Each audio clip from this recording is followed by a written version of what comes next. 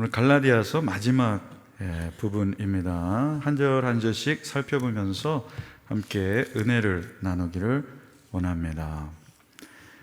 제목에 이미 모든 그 메시지의 요점이 다 담겨 있습니다. 십자가만 자랑합시다. 다른 거 자랑하지 말고 십자가 자랑합시다. 그 당시에 그 갈라디아 지역의 유대인 그리스도인, 유대교에서 율법, 그것도 율법의 대표적인 이 상징인 할례를 받고 할례 표식을 자랑했던 그 사람들에게 외형적이고 형식적인 겉모습의 신앙이 아니라 이 십자가만 자랑하는 삶, 그 십자가를 자랑하는 것은 이 사도 바울이 이 십자가만 자랑하다 매질당해서 이제 고난의 흔적이 있죠. 그것처럼 예수 믿다가 핍박받은 그런 상처, 상흔들, 또 내면의 이러한 열매들, 이런 것이 우리가 자랑할 거지 외형적인 것 자랑하면 안 된다. 이것이 이제 이 마지막 부분에서의 요점이 되겠습니다. 11절 보시면은요, 11절 함께 한번 읽어보겠습니다. 시작. 큰 글자를 쓴 것을 보라.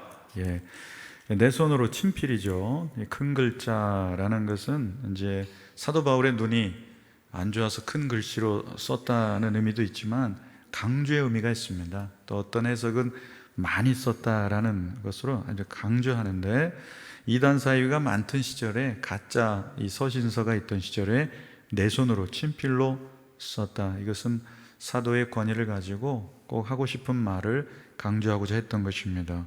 12절에 보면은 이 서신을 쓴 이유에 대해서 얘기하고 있습니다.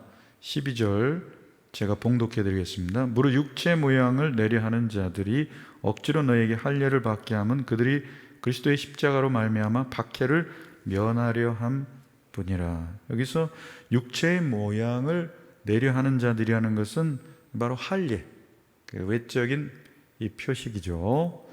그 율법주의자, 유대인 그리스도인을 일컫습니다. 이들이 갈라디아 교회가 이방인들로 구성되어 있잖아요. 이방인 그리스도인으로 구성되어 있는데, 이들에게 와서 유대인 그리스도인, 율법주의자들의 이 할례를 강요하게 됐고, 할례를 받아야 구원에 이르게 됐다, 이것을 강조했기 때문에 지금 억지로라고 있습니다. 억지로 할례를 받게 했다. 그래서 할례 받은 이유를 사도 바울이 예리하게 지적하는데, 십자가 믿음으로 인해서 박해받는 것을 면하려는 꼽수에 불과하다. 내가 유대인이다, 할례를 받았다 하면은 이제 이 박해받는 것을 면하기 때문에 사도 바울이 볼 때는 이것은 이 꼼수에 불과하다, 이런 얘기입니다. 13절에 보면은 할례를 받은 그들이라도 스스로 율법은 지키지 아니하고 너에게 할례를 받게 하려는 것은 그들이 너희의 육체로 자랑하려 함이라. 그러니까 할례의 표식을 율법주의자들이 가졌는데, 그 할례의 표식은 있지만 그 율법 전체를 지키지 않는 이중적인 태도를 갖고 있었다, 이겁니다. 이중적인 태도, 이중적인 잣대를 갖고 있었다. 자신은 율법의 의무를 다하지 못하면서 다른 이들에게만 의무를 지우는 이러한 이중적 잣대, 자기 모순이죠. 이런 일들이 있었다는 겁니다. 그러니까 겉과 속이 다른 신앙생활이다. 요즘 수박이라고 하죠. 겉과 속이 다르다. 사과라고도 하죠. 겉과 속이 다르다. 그리스도인은 토마토 같은 신앙으로 겉과 속이 똑같은 삶이어야 할 줄로 믿습니다.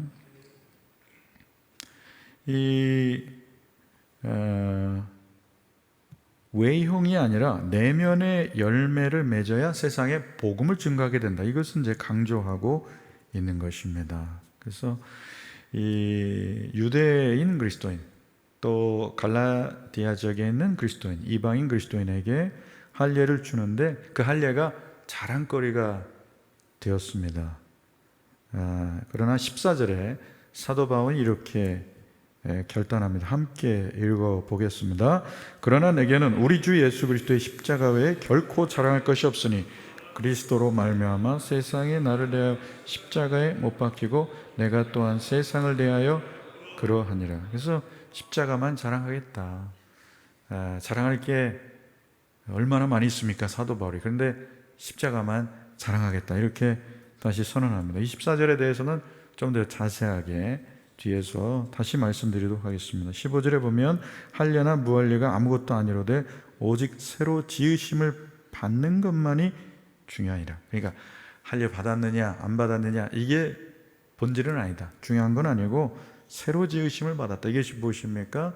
그리스도 안에서 새로 태어나는, 본어겐, 거듭나는, 그리스도 안에서 새 창조되는 개인, 그리스도 안에서 새 창조되는 공동체, 이게 중요하다. 거듭나는 게 중요하다, 이런 말씀입니다.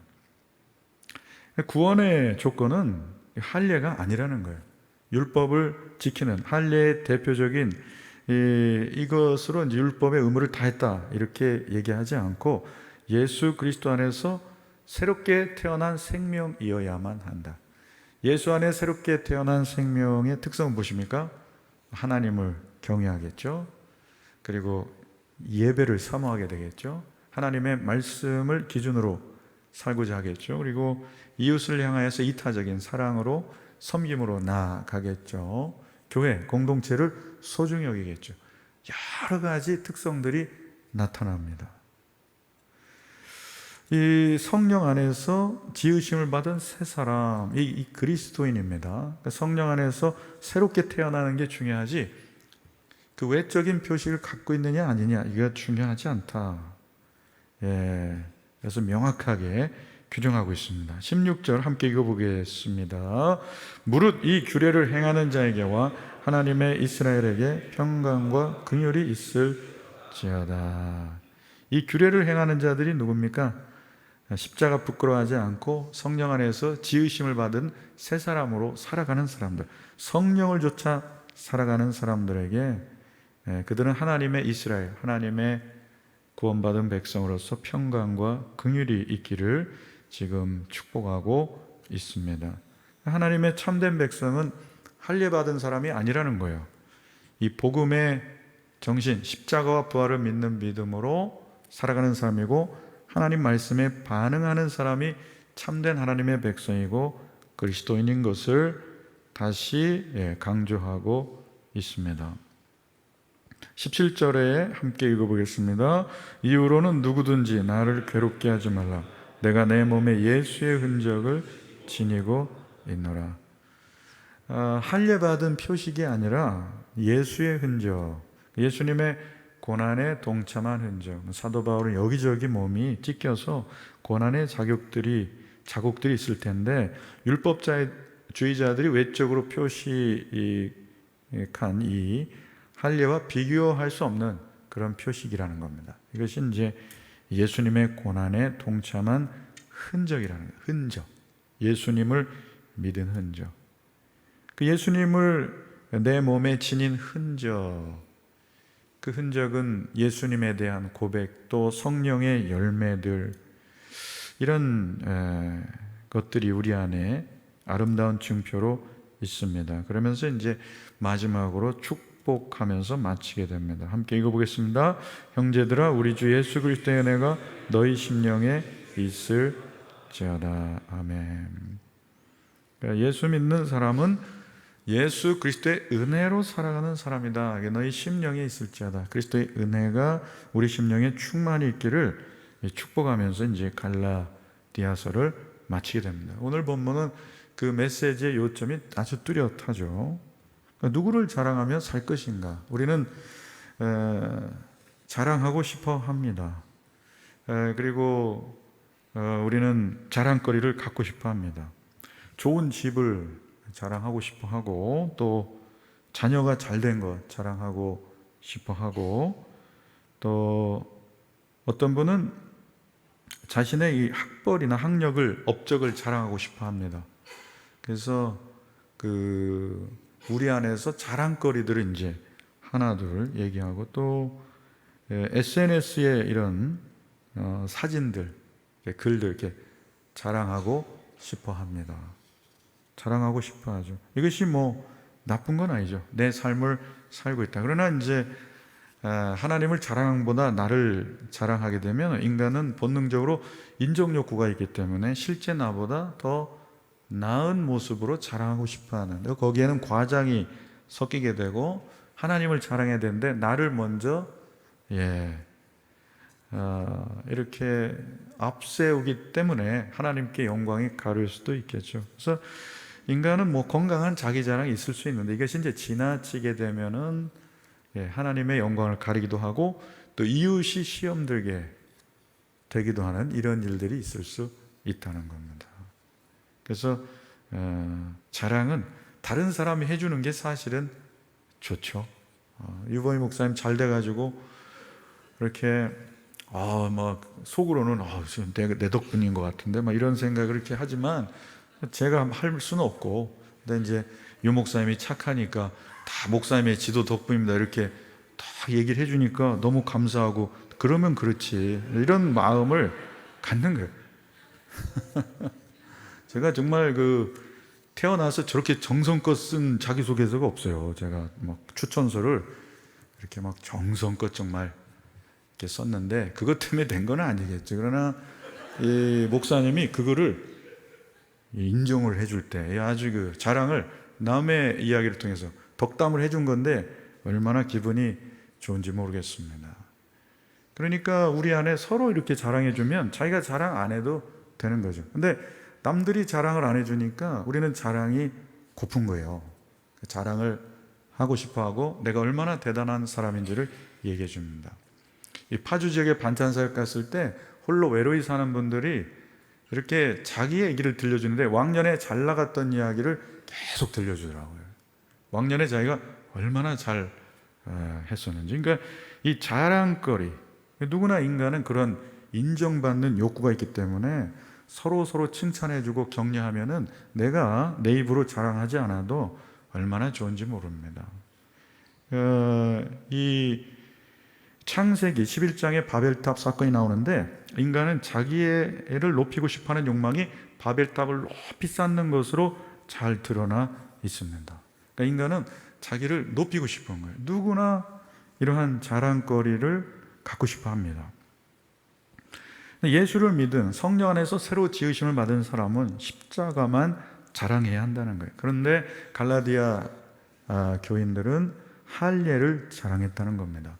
할례의 표식이 진짜 성도요 구원의 표식이라고 생각했습니다. 구원을 받았냐 안 받았냐를 할례를 받았는가 안 받았는가 이것으로 얘기했다는 겁니다. 오늘날로 보면 세례 증서가 곧 구원의 증서인 것처럼 여겼다는 거죠. 그러나 사도 바울은 우리 주 예수 그리스도의 십자가 외에는 자랑할 것이 없다고 단호하게 여깁니다. 학벌이나 인물이나 사회적 지위나 이 지식이나 이 지성 철학으로 최고봉에 오른 사도 바울은 오직 십자가만 이렇게 자랑으로 삼겠다 이렇게 말합니다. 그래서 세상에 그거 다 쓸모없다 이런 게 아니죠. 십자가에 비하니까 자기가 이룬 업적과 성취가 배설물같이 아무것도 아니더라. 이게 다 세상에서의 이력과 경험들이 다 하나님 나라에도 사역을 할 때 쓰임받죠. 그러나 이게 자랑거리가 되면 안 된다. 이것을 지금 강조하고 있는 겁니다. 그래서 오늘 우리는 갈라디아서의 마지막 부분을 보면서 나는 무엇을 자랑하며 나는 무엇을 자랑거리로 삼고 살아가는가, 이것은 이제 되묻고 답해야 되는데 이 답이 이미 있다는 거예요. 나는 무엇을 자랑하며 살아가야 됩니까? 십자가만 자랑하며 살아가는 사람이 그리스도인이다. 이것을 분명하게 정리해주고 있는 것입니다. 십자가만 자랑하며 사는 삶이다. 그런데 이 거짓 교사들은 그렇지 않았다는 거죠. 육체의 모양을, 육체의 그 겉에 있는 표시, 이 할례, 이것을 자랑했고 중요하게 생각했다는 겁니다. 근데 참 이게 뭔가를 하나를 이렇게 강조하는 것에 이 모순이 존재할 수 있다는 겁니다. 비폭력주의자가 그랬다잖아요. 왜 비폭력 시위에 참가하지 않냐고 뺨을 때렸다지 않았습니까? 그런 것처럼 이 율법을 하나만 지켰는데 율법을 다 지켰다고 생각하고 그리고 이 할례를 행해야 율법을 지켰다라고 했는데 실상 다른 나머지 율법들에 이 관심이 없었다는 거예요. 참 이게 아주 아이러니입니다. 그러니까 이 갈라디아 지역에 참 곤란함은 구원의 조건이 이 할례였는데 이 오늘날에 우리가 똑같이 겪는 겉모습의 신앙, 그러니까 겉모습이 중요한 이것은 이제 생각하기 쉽다는 거예요. 그러니까 안에 이 충만함, 채워짐, 열매가 있어야 되는데 겉으로만 드러나는 이러한 모습, 이것으로 판단한다는 거죠. 어떤 청년부 자매가 그러더라고요. 어떤 배우자를 만나야 정말 좋을까요? 그래서 그렇게 얘기했죠. 사티어가 빙산이론이라는 걸 얘기했는데 빙산의 윗부분을 외적인 조건이라고 그러면 빙산의 아랫부분이 내면의 이러한 동기, 내면의 성품, 내면의 열매니까 위만 보고 판단하지 말고 여러 이렇게 대화를 통해서 그러한 면들을 조금 맞는지 안 맞는지 이렇게 좀 분별할 필요가 있다. 기도했고 만났더니 내 짝이었고 결혼했다. 이런 확률은 많지 않습니다. 얼마나 좋겠습니까? 이렇게 되면. 근데 그렇지 않기 때문에 우리는 분별력이 필요한 거죠. 그래서 빙산의 아랫부분에 있는 지점들을 잘 분별을 해야 되니까 드라마에서 흔히 말하는 오늘부터 1일이야 이런 거 하지 말고 일단 몇 번 만나보고 오늘부터 1일이야를 정해야지 일단은 확신이 가기 전까지는 0일이라고 생각해라. 이게 이제 자매한테 이렇게 설명을 해주니까 과연 끄덕끄덕 얘기를 하는 거죠. 그래서 외적 조건은 하나의 그 중요한 기준에 포함될 수 있지만 다가 아니다. 다가 아닙니다. 모든 걸 갖췄는데 내면이 불안한 사람이 있을 수 있죠. 그리고 모든 걸 갖췄는데 모든 이성에게 친절하게 대하는 사람이 있을 수 있는 겁니다. 그러면 안 된다. 그래서 이렇게 대화를 하면서 접점을 잘 찾아야 된다. 그런 얘기를 해준 적이 있습니다. 그러다 보니까 결국은 성품이 중요한 거고 또 내면적인 그런 열매들이 참 중요한 것을 보게 되는 거죠. 신앙도 마찬가지라는 겁니다. 성령의 안에서 맺는 열매들이 중요하다는 건데 갈라디아 교인들처럼 우리는 겉모습 신앙, 외적인 걸 보면서 그냥 판단하고 그걸 자랑하고 이러한 삶을 살아갈 수 있다는 거예요. 그래서 겉모습의 신앙이 아니라 하나님 앞에서 인정받는 신앙이어야 된다는 겁니다. 그래서 내게 십자가 외에 잘할 것이 없습니다 라고 우리는 고백하는 신앙을 사도 바울을 따라서 살아야 하는 거죠. 이것이 이 그리스도 안에서 새 창조, 새로 지으심을 받은 사람의 고백입니다. 그러려면은 내가 얼마나 그리스도 안에서 무익한 사람인지를 늘 깨닫는 거죠. 그래야 자연스럽게 겸손해질 수가 있게 됩니다. 십자가 외에는 자랑할 것이 없다. 십자가가 구원의 조건이기 때문에 그렇습니다. 십자가의 이 구속을 입지 않으면 이 대속으로 인해서 우리는 그 은혜를 입지 않으면 구원받을 수 없기 때문에 십자가만 붙들고 살아가는 삶입니다. 그래서 우리의 몸에 예수의 흔적을 우리는 다 갖고 있습니다. 교회 생활 오래 헌신하고 충성하고 봉사한 분들일수록 예수님의 고난의 흔적을 다 갖고 있어요. 그래서 멍들고 상처나고 힘겨운 그런 이 흔적들이 다 있습니다. 이 스티그마라고 하죠. 흔적, 스티그마. 헬라어로 이 스티그마를 다 갖고 있어서 참 이 주님의 몸된 교회를 온전히 섬기고자 하는데 마음이 막 상한단 말이에요. 영혼이 지친단 말이에요. 이런 일들을 감당해요. 그냥 주일 예배만 왔다가 조용히 가면은 상처받을 일도 없겠죠. 그러나 더 깊이 헌신하게 되면은 상처받고 오해받고 마음이 상하고 또 포기하고 싶고 내려놓고 싶고 이런 마음들이 다 있단 말이에요. 이게 예수의 흔적입니다. 흔적. 예수의 흔적. 그러니까 교회의 모든 섬김은 상처를 받아서 내려놓으면 안 되고, 주님의 부르심이 있을 때는 내려놓을 수 있지만 상처받았거나 힘들다고 내려놓으면 안 되는 줄로 믿습니다. 성숙한 사람은 그런 거예요. 감정대로 신앙생활하는 게 아니라 부르심 따라, 소명 따라서 섬기게 됩니다. 그래서 내 몸에 매맞고 갇히고 고난받은 상처, 이게 복음에 반응하고자 하는 이 진실한 사람의 삶의 증거라는 겁니다. 참 이 십자가는 유대인이 볼 때는 신명기 말씀에 보면은 저주받은 증거입니다. 그러니까 저주받은 상징을 가장 최고의 자랑거리로 여겼다고 하니까 오늘날 우리 그리스도인이 또 교회가 아무리 욕을 먹더라도 이 신자됨이 가장 자랑거리고 영광스러운 것임을 늘 고백하며 하나님 앞에 나가야 하는 것입니다. 그래서 나부터라도 깨어서 이 시대의 빛과 소금의 역할을 할 수 있도록 늘 주님 안에서 온전히 서가야 할 것입니다. 십자가에서 하나님의 사랑이 온전히 드러나고 있죠. 그래서 우리는 그 십자가 붙들고 십자가를 지고 안고 살아가는 신앙생활을 합니다. 우리는 어떤 면에서는 각자의 십자가가 다 있어요. 어떤 분이 주님 십자가 너무 무거워요. 조금씩 잘라주고 이렇게 했는데 저게 더 가벼울 것 같아요. 그러면 저거 매라 그랬더니 뭐라고 했냐면 처음에 맸던 거다, 이런 얘기. 그래서 언제나 십자가는 무겁게 느껴지는데 우리 각자가 짊어져야 될 십자가가 있다는 겁니다. 이게 이제 대속의 고난을 받으면서 살아가죠.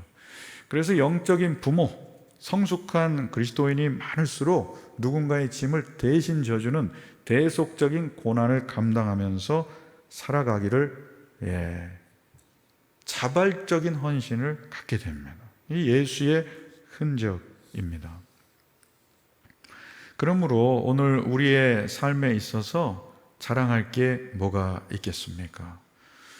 우리의 자랑은 오직 십자가여야 하는 줄로 믿습니다.